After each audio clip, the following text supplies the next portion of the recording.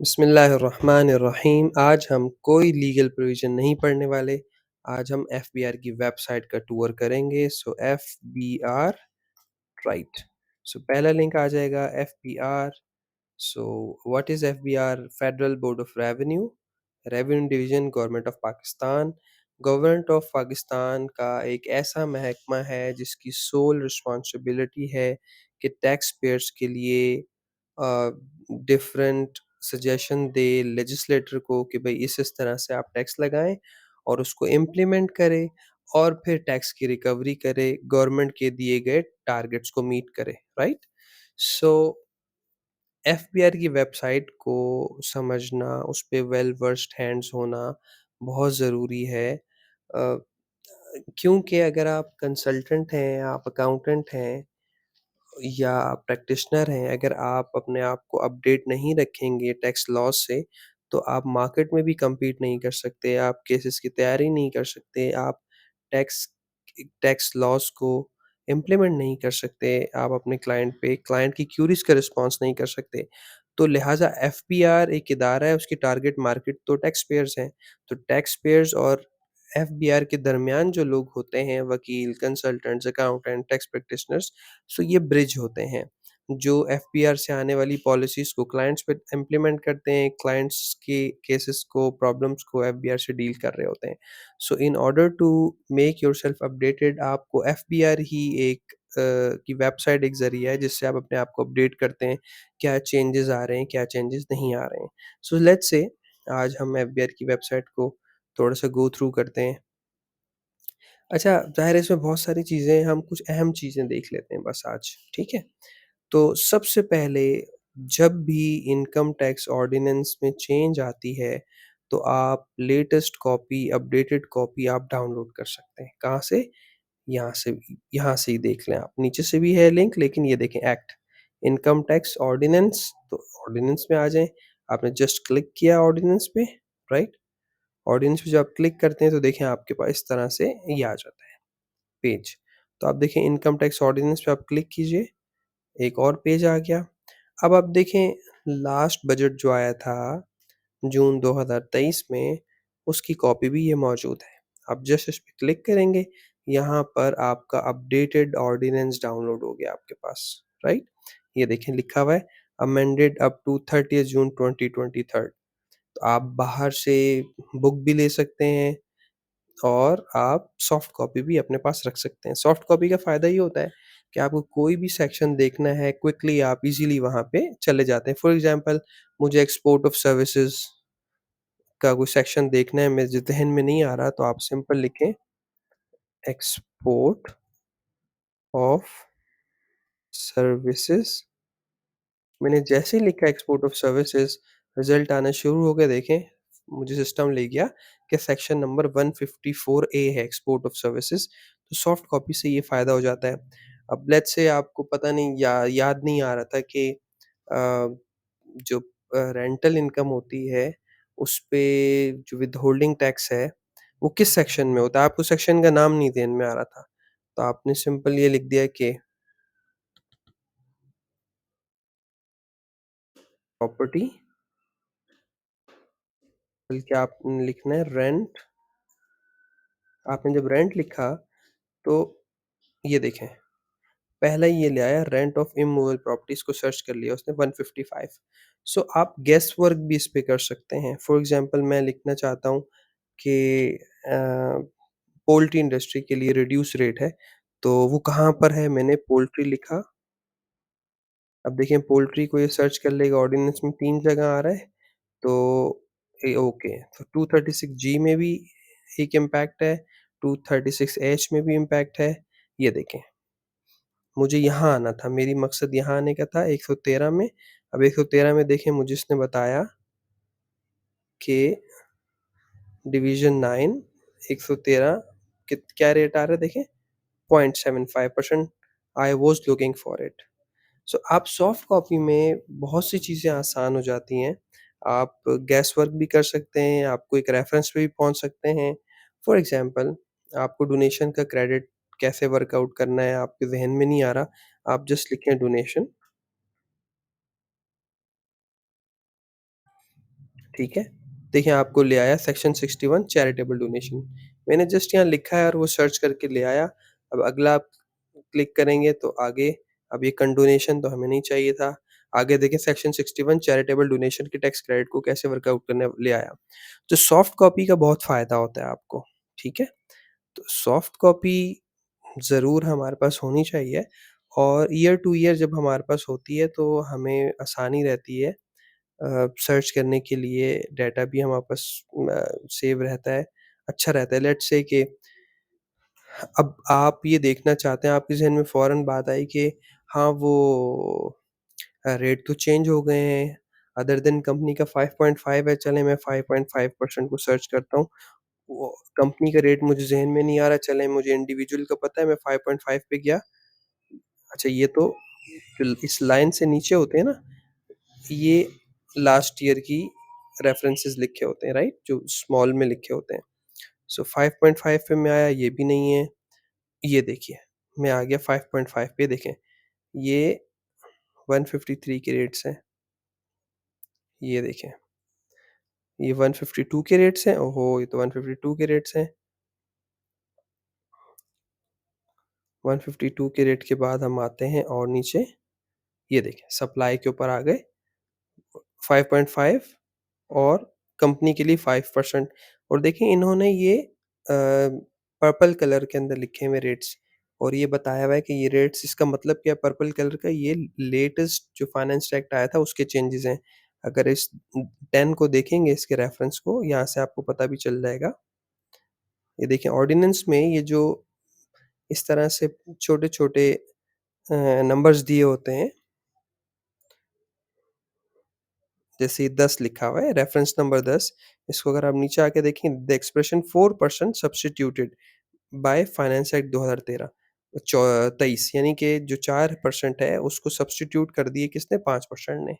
तो इस तरह से बस थोड़ा बहुत बात हो गई हमने देख लिया कि इस तरह से आपको आसानी हो जाती है सॉफ्ट कॉपी में अगर आप ऑर्डिनेंस रख लेते हैं और ये मिलता कहाँ से आपको ज़ाहिर है वेबसाइट से मिल जाता है। आप कोई भी डाउनलोड कर सकते हैं। इसी तरह आप चाहते हैं कि मैं सेल्स टैक्स एक्ट डाउनलोड कर लूँ। आप क्लिक करें, अब लेट्स से आपके ज़हन में कि यार कॉटेज इंडस्ट्री का आजकल क्या थ्रेशोल्ड चल रहा है, आप फ़ौरन यहाँ आएँ, सेल्स टैक्स एक्ट में आएँ, कॉटेज इंडस्ट्री वो इंडस्ट्री होती है जिसे सेल्स टैक्स में रजिस्ट्रेशन कराने की ज़रूरत नहीं है, अगर टैक्सेबल सप्लाई क्यों ना कर रही हो। तो देखें सेल्स टैक्स एक्ट 30 जून 2023 तक आपने जस्ट यहाँ क्लिक किया, आपने कहा इसको भाई मुझे कॉटेज इंडस्ट्री बता दो। ये देखो कॉटेज की डेफिनिशन में ले गया और इसने बताया एनुअल टर्नओवर एक्सीड ना करे 8 मिलियन रुपीज़ और कोई चेंज नहीं है इसकी डेफिनिशन में एज़ इट इज़ है। पिछले साल भी यही थी, राइट? सो आपको बहुत आसानी हो जाती है सॉफ्ट कॉपीज़ के रखने से। चलें एक तो हमने ये बात सीख ली कि अगर आपको वेबसाइट से अपडेटेड लॉ निकालना है, आप कैसे निकालेंगे? ओके। एक फ़ायदा इस का ये है कि हमें वैल्यूएशन टेबल भी एफबीआर की वेबसाइट से निकल जाता है। वैल्यूएशन टेबल बहुत ज़रूरी है कि जब आप ज़मीन को सेल करने के लिए या परचेज़ करने के लिए सौदा कर रहे होते हैं, तो आपको एफबीआर की वैल्यू इसलिए पता होनी चाहिए क्योंकि आपको 236 सी सेलर को 3% नॉन फाइलर के केस में 6% और बायर को 3% फाइलर के केस में और नॉन फाइलर के केस में 10.5% देना होता है। लेट्स से मैं अपना एक प्लॉट बेच रहा हूँ जो कि डीएचए फेज़ 8 में है और वो 200 गज़ का है और कमर्शियल प्रॉपर्टी है। तो अब मैं इसकी वैल्यू कैसे निकाल सकता हूँ? मुझे एस्टेट एजेंट के पास जाने की ज़रूरत नहीं है, बल्कि मैं एफबीआर की वेबसाइट पे वैल्यूएशन ऑफ इमूवेबल प्रॉपर्टी में आया। यहाँ पर पूरे पाकिस्तान के तमाम शहरों की लिस्ट प्रोवाइडेड है। अब मैं यहाँ पर कराची में आया, मैंने किया कराची को क्लिक और इसमें वैल्यूएशन टेबल दिया हुआ है।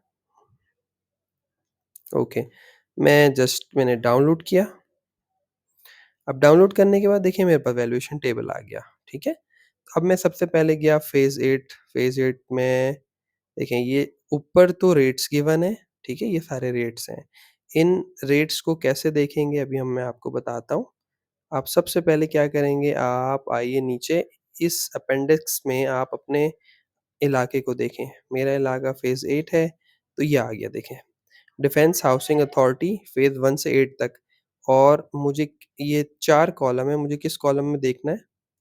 मुझे कॉलम नंबर 2 देखना है, कमर्शियल कैटेगरी का मेरा प्लॉट है ना, 200 गज़ का। तो तो मैं आया, यहाँ आया, तो आई प्लस मेरा सिंबल कह लें या साइन कह लें या मेरी कैटेगरी आई प्लस की है, राइट?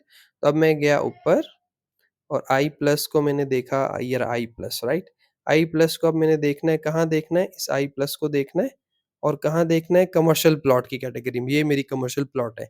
इसी तरह से आपकी जो भी कैटेगरी है, आप नीचे पहले उसकी कैटेगरी जो है उसको देख लें और फिर कैटेगरी के आगे-आगे अपना रेट निकाल लें। अब देखें, आई प्लस मेरी कैटेगरी है, ठीक है? ये आई प्लस है, ये आई प्लस है, उसको कैटेगरी कहा गया है और मेरा क्योंकि कमर्शियल ओपन प्लॉट था, तो ये रहा कमर्शियल ओपन प्लॉट, तो ये है 1,60,000। तो 1,60,000 को आप ज़रब कर दें 200 स्क्वायर या 200 से, तो ये बन गया 32 मिलियन। तो मेरी 32 मिलियन की मैं सेल डीड बना लूँगा और इसी पे सारी बैंकिंग चैनल से ट्रांज़ैक्शंस हो जाती हैं और 236 के और सी भी इसी पे वर्कआउट हो जाता है। तो आपको वैल्यूएशन टेबल भी पूरे पाकिस्तान के यहाँ से एफबीआर की वेबसाइट से मिल जाते हैं। तो एक आसानी ये हो जाती है आपको, ठीक है? अच्छा, इसके अलावा आपको और भी आसानी इसमें क्या हो जाती है, देखिए, ये बहुत जो अकाउंटेंट्स जब पेमेंट्स बनाते हैं, तो वो एक काम करते हैं, वो ये देखते हैं कि मैं जिसकी पेमेंट कर रहा हूँ एज़ अ विथहोल्डिंग एजेंट, तो जो रिसिपिएंट ऑफ पेमेंट है, यानी जो कि सेलर है, वो फाइलर है या नॉन फाइलर है। तो इसके लिए यहाँ पे देखें, ऑनलाइन वेरिफिकेशन पोर्टल एक टैब दिया हुआ है, इस पे आप क्लिक करते हैं। जब आप इस पे क्लिक करते हैं, तो आपके सामने ये स्क्रीन आ जाती है। तो सबसे ऊपर एक्टिव टैक्स पेयर लिस्ट पे आप क्लिक करते हैं, आपके सामने विंडो आ जाती है। आप सिंपल यहाँ पे, अच्छा देखें, एनटीएन आपने कंपनी और पार्टनरशिप फर्म के लिए डालना है। अगर इंडिविजुअल को देख रहे होंगे तो आपको सीएनआईसी लेना है, ठीक है? तो हम इंडिविजुअल को देखते हैं, तो आपने सीएनआईसी लिया और यहाँ पे आपने उनका एनआईसी नंबर डाल दिया विदाउट डैश, राइट? और डेट में आप आज की डेट सेलेक्ट कर लें, जिस डेट को आप चेक कर रहे हैं, क्योंकि एक टैक्स पेयर डिफरेंट डेट्स में उसका फाइलर डिफरेंट हो सकता है। वो फाइलर था, नॉन फाइलर हो गया या नॉन फाइलर था, वो फाइलर हो गया, तो आपको डेट डाल के चेक करना है। और सिस्टम मेंटेन करता है डिफरेंट डेट्स पे उसका स्टेटस क्या था। उसके बाद आपको ये कोड डाल देना है, कोड डालने के ने बाद एनआईसी डालने के बाद आप जस्ट वेरीफाई पे क्लिक करेंगे, तो अब देखें, आपको सिस्टम ये बताएगा कि ये Abdul mannan and company business name है, प्रोप्राइटर जुनैद इकबाल हैं और फाइलर स्टेटस एक्टिव। तो फाइलिंग स्टेटस एक्टिव, इसको आप एक्टिव भी कहते हैं और इसको कहते हैं ये फाइलर हैं, ठीक है? सो अब आप क्या करेंगे, अगर अब्दुल मन्नान एंड को से आपने लेट्स से सप्लाइज़ ली हैं, तो आप क्या रेट लगाएँगे? 5.5% लगाएँगे, फाइलर का रेट। सर्विसेज़ ली हैं, तो ज़ाहिर है, अब पहले सर्विसेज़ में रेट 10% होता था, अब वो 11% हो गया है, इंडिविजुअल के केस में। इसी तरह से अगर पार्टनरशिप फर्म है, तो आप एनटीएन डाल के यहाँ पर एनटीएन डालेंगे विदाउट डैश और उसको इस प्रोसेस से सर्च करेंगे, तो एक अकाउंटेंट जो पेमेंट बनाने वाला है उसको ये प्रोसेस आना चाहिए। तो ये भी आप एफबीआई की वेबसाइट पे जाके करते हैं। अच्छा, आप चाहते हैं कि मैं इनका इसका प्रोफाइल निकालूँ, जुनैद इकबाल का अगर आप प्रोफाइल देखना चाहते हैं, तो आप टैक्स पेयर प्रोफाइल इंक्वायरी में जाएँगे। यहाँ पे आप सीएनआईसी लेंगे अगेन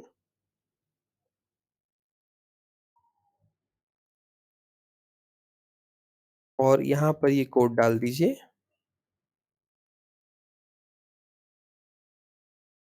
ठीक है? और वेरीफाई कर लें। अच्छा, कोड सही नहीं है, चलें, समझ ही नहीं आ रहा हमें, तो ठीक है, हम दूसरा ले लेते हैं, कोई बात नहीं। TBVXEC, right? सो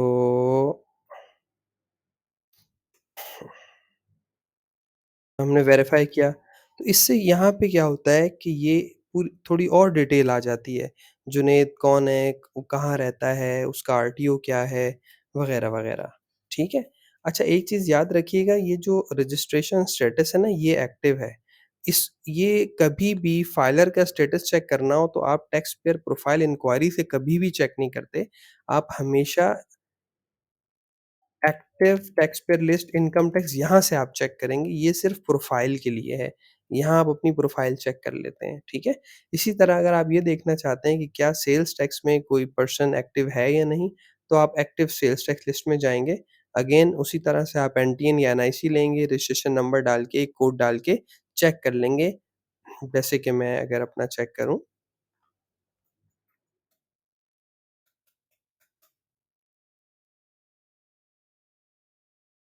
QIMYT, राइट? अब आप देखें, नो रिकॉर्ड एक्सिस्ट क्यों? क्योंकि जुनैद इकबाल तो सेल्स टैक्स में रजिस्टर ही नहीं है। एक बंदा रजिस्टर होगा तो वो फाइलर या नॉन फाइलर हो सकता है ना? तो मेरी तो सेल्स टैक्स में रजिस्टर है ही नहीं, तो सिस्टम ने ये बताया। अगर मैं फाइलर होता तो ये बताता एक्टिव, अगर फाइलर नहीं होता तो ये बताता इनएक्टिव, ठीक है? ओके। तो यहाँ एफबीआर की वेबसाइट से एक आपको ये भी काम करना पड़ता है कि आप एक एज़ अ विथहोल्डिंग एजेंट पेमेंट करते हुए आप चेक कर लें कि वो फाइलर है, नॉन फाइलर है, या किसी का भी प्रोफाइल चेक करना हो, आपके पास डिटेल है तो आप प्रोफाइल चेक कर सकते हैं। ओके। इस वेबसाइट में एक काम और आपको करना होता है, जो कि बहुत ज़्यादा करना होता है, कि आपको अपनी इनकम टैक्स की रिटर्न्स भरनी होती हैं, और ये आईआरआईएस का आपको यहाँ पर ये लिंक दिया हुआ है। आप आईआरआईएस पे जाते हैं, तो ये आपके पास एक विंडो खुल जाती है। इस विंडो को यूज़ करते हुए आप अपनी इनकम टैक्स रिटर्न्स भरते हैं, एफबीआर से इंटरैक्ट करते हैं, आप एफबीआर को कोई एप्लीकेशन देते हैं, एफबीआर आपको नोटिस देता है, और आप इस तरह से एफबीआर से इंटरैक्ट करते हैं। तो ये आईआरआईएस एक, हमने इनकम टैक्स रिटर्न के लेक्चर में पढ़ा था कि ये एक वेब पोर्टल है, जिसमें टैक्स पेयर और एफबीआर इंटरैक्ट करते हैं। लोगों की, ह्यूमन्स की इन्वॉल्वमेंट को कम किया है, ताकि लोग डिजिटली इंटरैक्ट करें एफपीआर और टैक्स पेयर, और ज़्यादा से ज़्यादा चीज़ें ऑटोमेटेड हो जाएँ। अब इसका तरीका क्या है, आप अपने एफबीआर पोर्टल के क्रेडेंशियल्स लेते हैं। अच्छा, लेट्स से हम कहते हैं, पहले हम एक चीज़ स सीखते हैं कि आप फर्स्ट टाइम आए हैं और आप चाहते हैं कि अब मैं अपने आप को रजिस्टर कर लूँ एफबीआर के पोर्टल पे, तो आप जब यहाँ आते हैं, तो आप ये देखें, यहाँ आ रहा है न्यू रजिस्ट्रेशन। सो जस्ट आप यहाँ क्लिक करते हैं, तो एक विंडो खुल जाती है। आप यहाँ अपना एनआईसी डालते हैं, अपना नाम डालते हैं, अपना मोबाइल नंबर, कि मोबाइल किस कंपनी का है, मोबिलिंग, टेलीनॉर वगैरह, यानी सिम, और मोबाइल नंबर इस स्टाइल में डालना है जो यहाँ पे दिया हुआ है। इसी तरह से यहाँ डालना है, ईमेल डालनी है, और मज़ीद आगे आपने अपना ये मज़ीद डिटेल्स भरनी है और सबमिट कर देना है। तो आपके पास 2 कोड्स आ जाते हैं, एक एसएमएस पे और एक ईमेल पे। वो 2 कोड्स डाल के आप वेरीफ़ाई करते हैं, तो आपका एफबीआर की रजिस्ट्रेशन हो जाती है, आपका एनटीएन जनरेट हो जाता है, ठीक है? तो ये न्यू रजिस्ट्रेशंस के लिए है। अच्छा, आपकी पहले से रजिस्ट्रेशन अगर हुई भी है, लेकिन आपकी एफबीआर के इस पोर्टल पे आप एनरोल नहीं हुए हैं।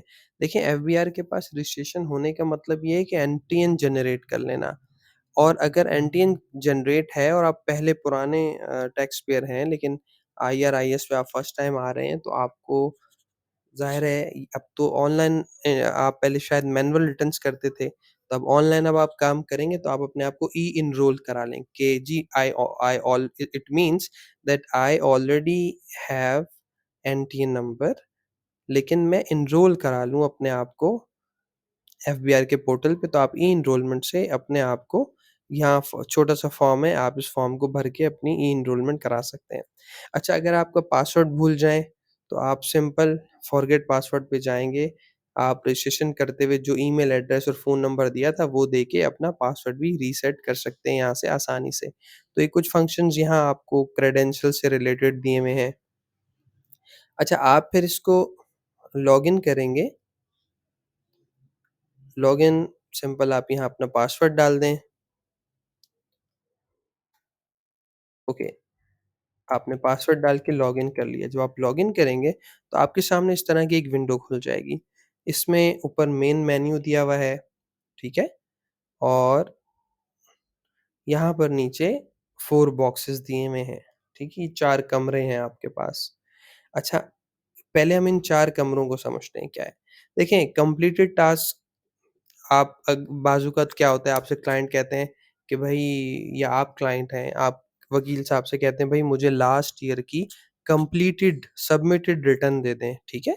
तो जो चीज़ आप सबमिट कर चुके होते हैं, कंप्लीट कर चुके होते हैं, वो सबमिटेड टास्क में आ जाती है।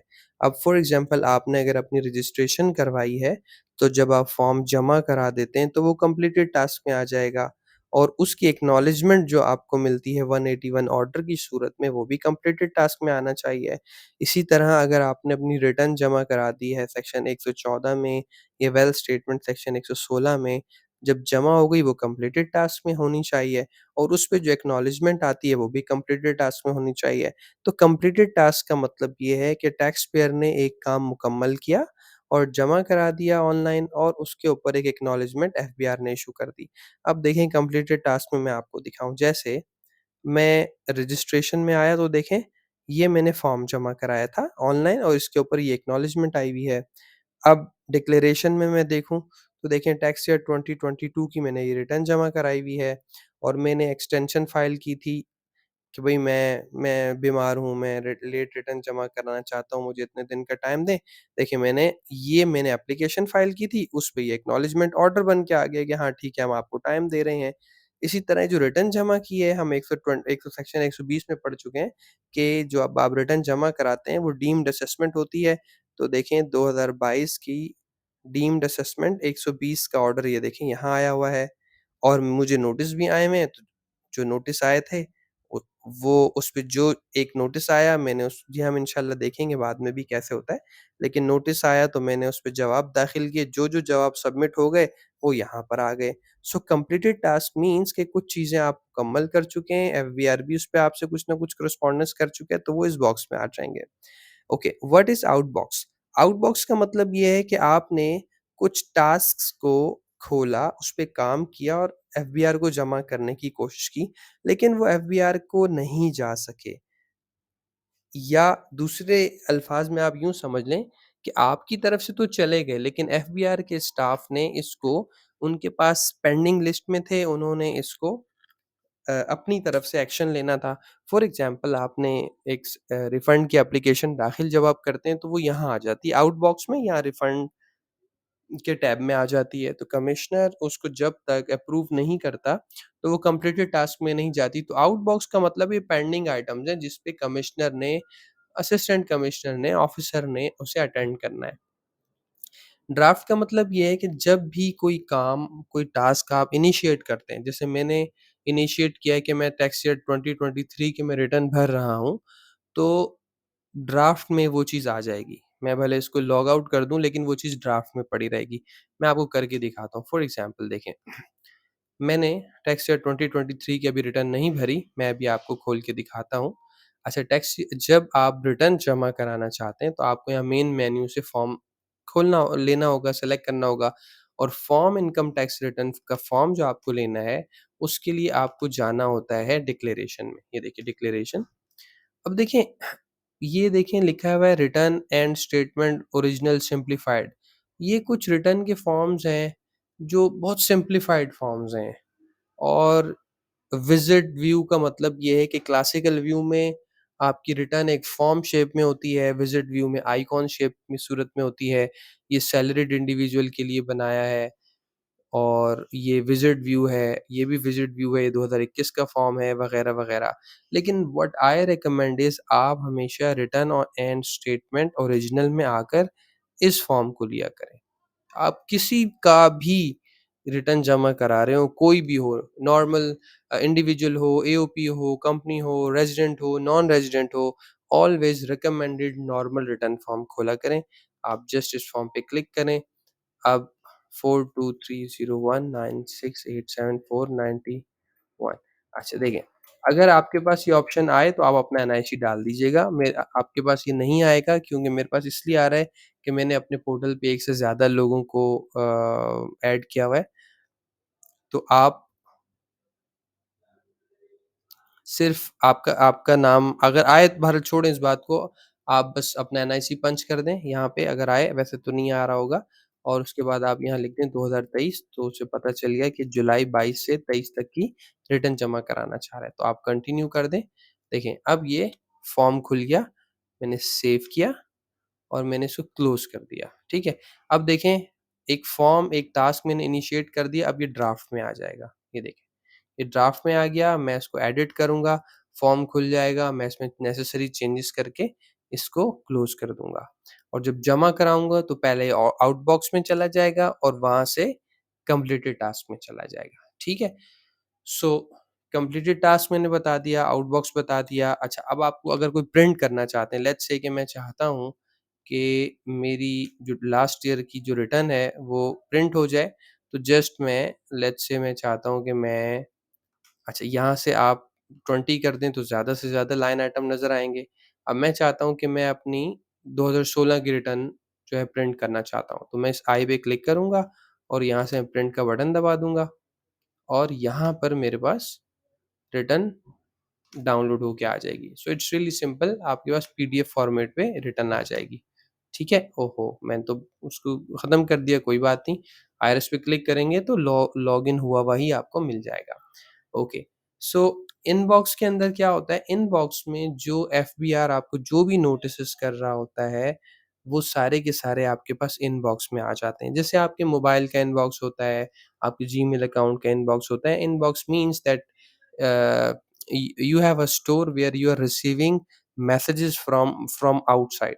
ठीक है? तो एफबीआर आपको मैसेज करता है, आपके इनबॉक्स में आ जाता है। जब आप मैसेज को रिप्लाई कर देते हैं, वो मैसेज और आपका जवाब कंप्लीटेड टास्क में चला जाता है। तो ये थोड़ा-सा आपका इसका ओवरव्यू हो गया कि इनबॉक्स का मतलब क्या है, ड्राफ्ट का क्या मतलब है, आउटबॉक्स और कंप्लीटेड टास्क का क्या मतलब है। फिर आपके पास मेन मेन्यू है। मेन मेन्यू में मैंने आपको बताया, आपको जब भी रिटर्न जमा करानी है, make it very simple, declaration में आएँ, सेकंड ऑप्शन पर आएँ, रिटर्न ओरिजिनल और ये नॉर्मल टैक्स रिटर्न खोल लें। जब आप इस पे क्लिक करेंगे, यहाँ अपना एनआईसी नंबर डाल दें और एओपी है तो आप एनटीएन नंबर डाल दें। हर एक के सामने ये वाली विंडोज़ नहीं आती, लेकिन आप लेट्स से कि आ रही है, तो आपका नाम आ जाएगा।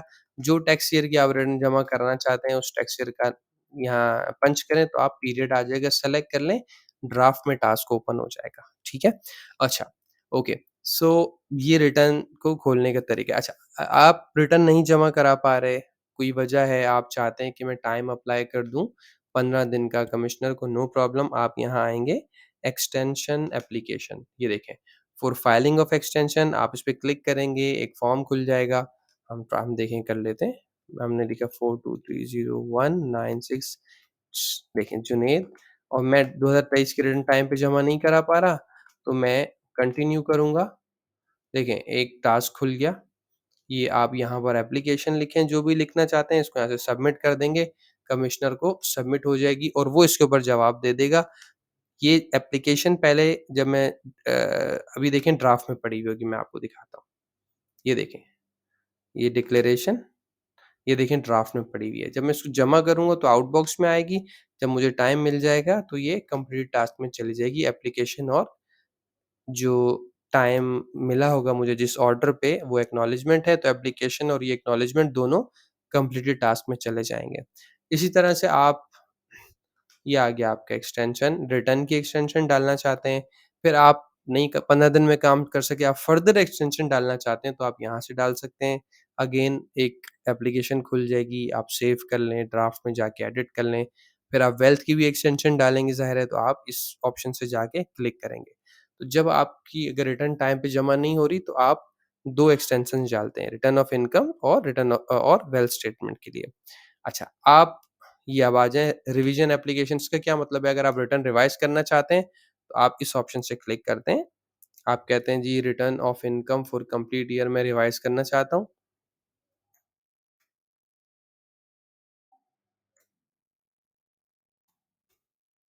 ठीक है? और यहाँ आप टैक्स पीरियड डाल देते हैं। ओहो! 42301966 ये जुनैद, अब मैं चाहता हूँ कि मैं 2022 की रिटर्न रिवाइज़ करना चाहता हूँ, मैं कंटिन्यू कर दूँगा। तो मुझे यहाँ पे एप्लीकेशन आ जाएगी, क्योंकि मेरा 60 दिन के बाद अगर आप रिवाइज़ करते हैं तो आपको अप्रूवल लेना होता है, तो मुझे एप्लीकेशन डालना पड़ेगी कि भई मैं क्यों ऐसा करना चाहता हूँ, राइट? और जब मैं एप्लीकेशन सबमिट कर दूँगा तो कमिश्नर के पास चले जाएगी अप्रूवल के लिए, राइट? अच्छा, अब ये कहाँ जाएगी? ज़ाहिर है मैंने टास्क तो खोल दिया, अब ये टास्क मेरा ड्राफ्ट में आ जाएगा, देखें डिक्लेरेशन में, ये देखें एप्लीकेशन फॉर रिवीजन आ गई मेरी। Okay, so again